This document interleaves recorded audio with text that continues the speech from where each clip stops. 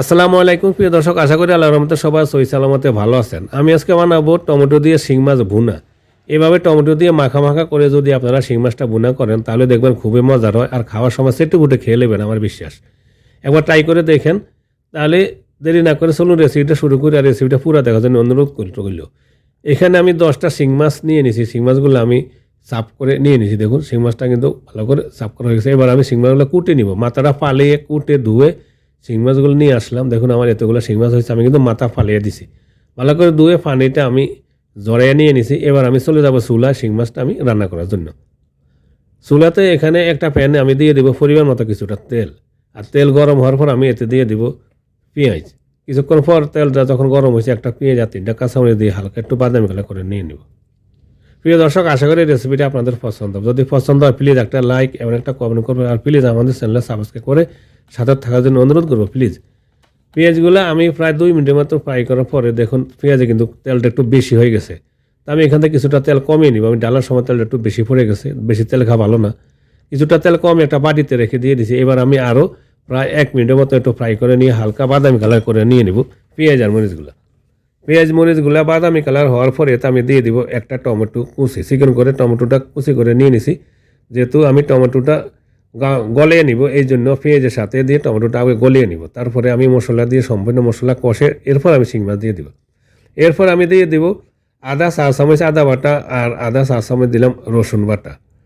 আর এতে দিয়ে দেবো স্বাদ মতো কিছুটা লবণ। লবণ দিলে কি হয়, ভালো করে একটু গলে যায়। টমেটো পেঁয়াজগুলোর সাথে লবণে পানিটা ছাড়িয়ে দিয়ে টমেটো পেঁয়াজগুলো গলেতে সাহায্য করে। তাই লবণ দিয়ে আমি এইভাবে আর 2 মিনিটের মতন একটু কষিয়ে নিয়ে নিলাম। দেখুন টমেটোটা ভালো করে গলে গেছে। এরপরে দিয়ে দেবো মশলা।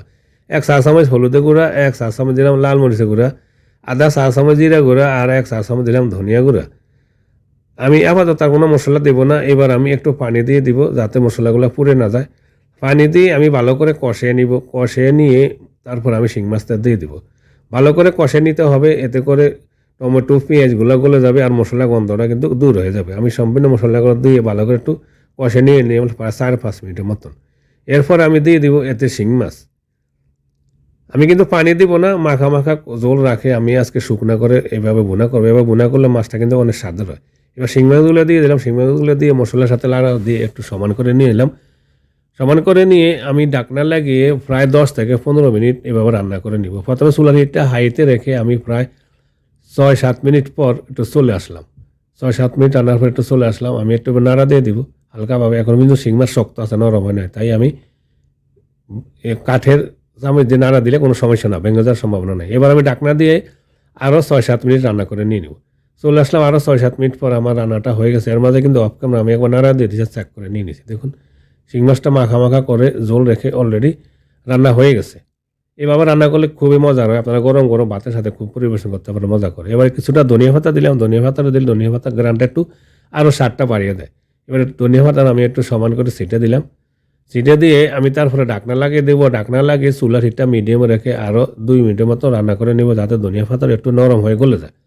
চলে আসলাম 2 মিনিট পর হয়ে গেছে আমার মাখা মাখা করে টমেটো দিয়ে শিং মাছ বোনা। আশা করি রেসিপিটা আপনাদের পছন্দ হবে। যদি পছন্দ হয় প্লিজ আমাদের চ্যানেলে সাবস্ক্রাইব করে সাথে থাকবেন। সবাই ভালো থাকুন, সুস্থ থাকুন। আবার দেখো ইনশাল্লাহ। আল্লাহ হাফিজ।